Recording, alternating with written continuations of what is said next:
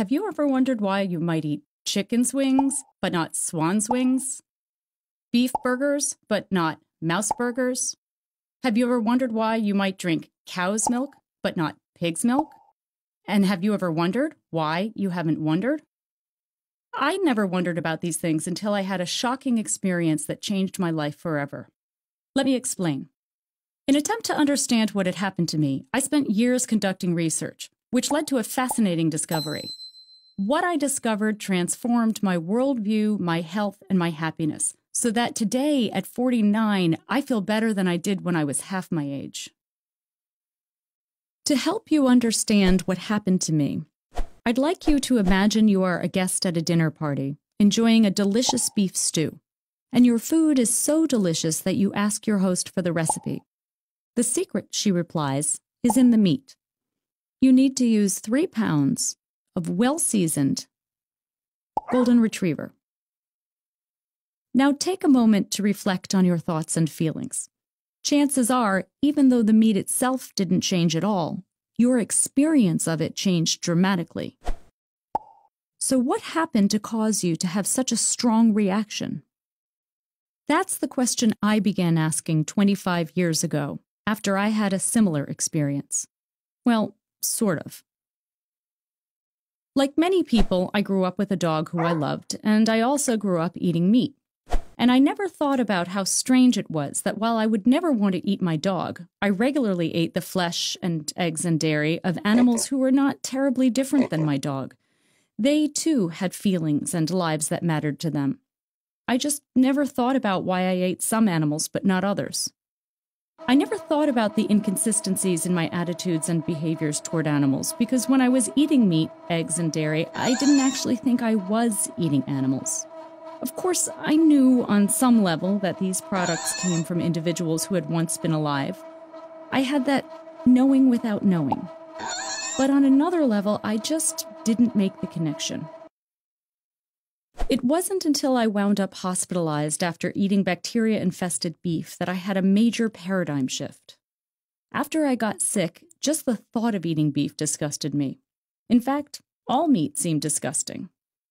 And suddenly, I saw meat not as food, but as dead animals. Beef stew seemed no different than golden retriever stew.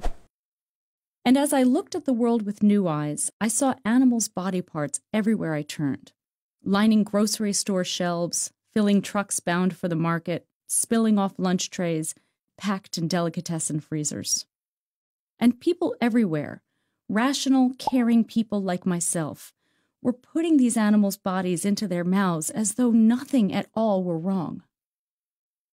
I had to understand how I could have gone through my entire life being blind to what was right in front of me, and why nobody I talked to about this was willing to hear what I had to say. It wasn't until 2 decades later, after I had completed my doctoral research on the psychology of eating meat, that I had the answer. And this is what I discovered. It turns out that most of us eat animals not because we need to, or even because we truly wish to, but because we have been conditioned to by a widespread destructive belief system that operates outside our awareness and therefore without our conscious consent. We often assume that only vegans and vegetarians bring their beliefs to the dinner table. But the only reason many of us eat cows but not dogs, for example, is because we do have a belief system when it comes to eating animals. When eating animals is not a necessity, which is the case for many people in the world today, then it is a choice. And choices always stem from beliefs. So what my research uncovered is that there is an invisible belief system that conditions us to eat certain animals. And I named that system carnism.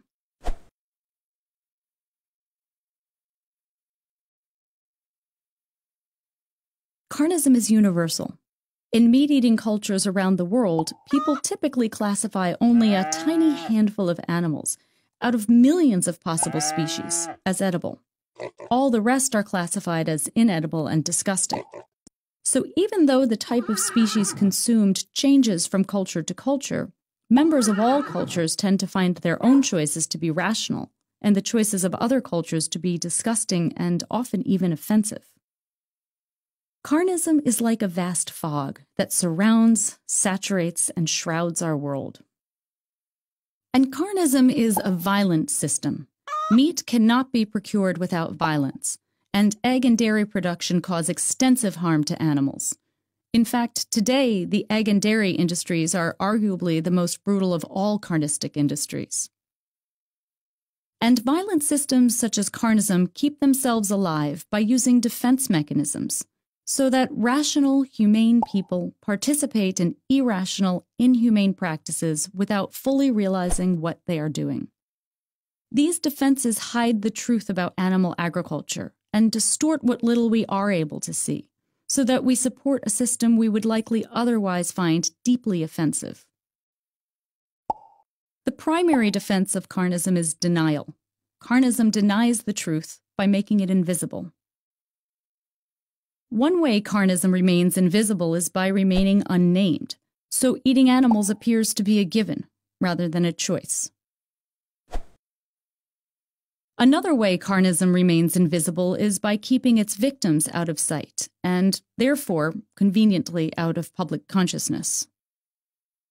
But although we don't see the inner worlds of farmed animals, these individuals are, in fact, sentient, conscious beings. For example, pigs are at least as intelligent as 3-year-old humans. Cows develop deep and lasting bonds with their family and friends. For instance, they may cry and keen for weeks when their babies are forcibly taken from them. Chickens are able to distinguish between 100 different faces of members of their species, and they have 30 different calls to signal types of threats.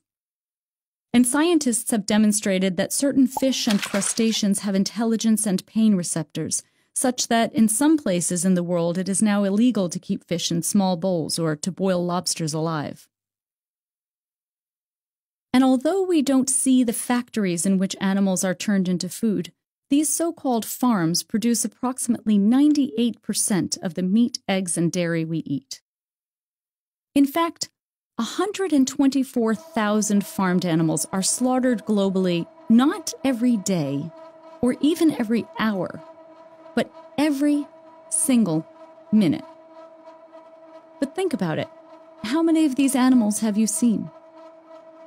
Ultimately, hiding the truth about meat, egg, and dairy production from us is what carnism most depends on. So becoming aware of this truth is essential to freeing ourselves from the system. Animal agribusinesses have scrambled to restore their profit margins by assuring us that we can eat animals who are happy to be our food, that we can eat so-called humane or bio meat, eggs, and dairy. However, most humanely raised animals live in misery, much as their inhumanely raised counterparts do. And all farmed animals ultimately end up in the very same place. And humane meat is a concept so absurd as to be an insult to any consumer who pauses to reflect on his or her choices. For instance, most of us would consider it cruel to kill a happy, healthy golden retriever simply because people like the way her legs taste. Yet when the very same thing is done to other animals, we are expected to believe that it's humane. And carnism hides the truth about not only the non-human victims of carnism, but also about the human victims of carnism, us. An animal-based diet, which is what carnism conditions us to follow, has been linked with some of the most prevalent and deadly diseases in the world today. While a plant-based or vegan diet, which is what carnism conditions us to resist, has been shown to prevent and reverse disease, as well as to optimize health and enhance athletic performance.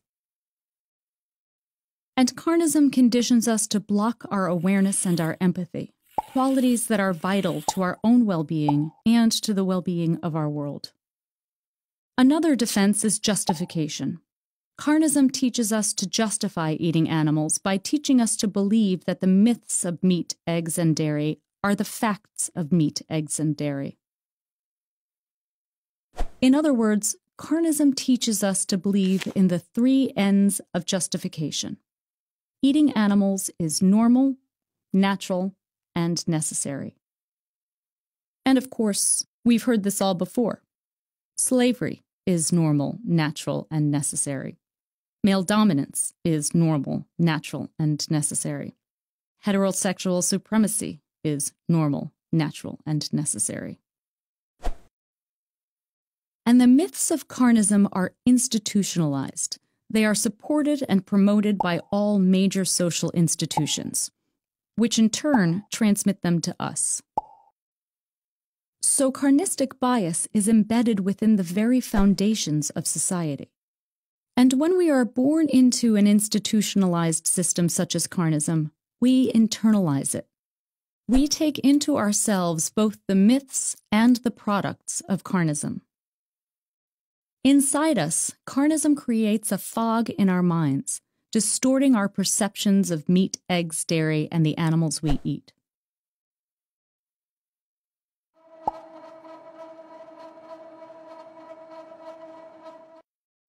For example, carnism teaches us to place animals in rigid categories in our minds, and therefore in our hearts. And carnism teaches us to see farmed animals as objects, as things rather than beings. And carnism teaches us to see farmed animals as abstractions, as lacking any individuality or personality of their own. A pig is a pig, and all pigs are the same.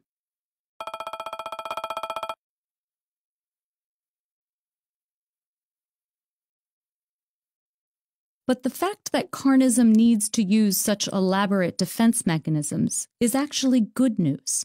It shows the true vulnerability of the system. Think about it. We care about animals, we care about justice, and we care about the truth. And carnism depends on our not caring, and the system is built on deception. So carnism needs us to do its job for it, to ignore the truth, and to resist the very thing that would set us free: awareness. Awareness is the light that shines through the fog of carnism, illuminating the dark truths the system works so hard to hide from us. Awareness cuts through the cloudy haze in our minds, dispelling the shadow that's been cast on our hearts and releasing the natural glow of our empathy. Awareness is the greatest threat to carnism, because with awareness, we can make choices that reflect what we authentically think and feel, rather than what we have been taught to think and feel. We can make our choices freely. Without awareness, there is no free choice. And while it's easy to feel that the problem is so big that our individual efforts won't make a difference, or that the system will never change, the truth is that every choice we make does make a difference, to others and to ourselves. And history shows us, again and again, that awareness opens the door to social transformation. When people of integrity clear their vision, they demand change. And powerful change is happening right now, around the world, as more and more people are opening their minds and saying no to carnism. The vegan movement, which is the counterpoint to carnism, is one of the fastest-growing social justice movements in the world today. Carnism, of course, is fighting back, using misinformation, disinformation, and scare tactics in an attempt to invalidate the vegan message. But despite what carnism wants us to believe, veganism is healing for all of us. The goal of the vegan movement is to create a world based on compassion rather than cruelty, empathy rather than apathy, authenticity rather than dishonesty, justice rather than oppression. So with awareness, we can create a better world for all beings, human and non-human alike.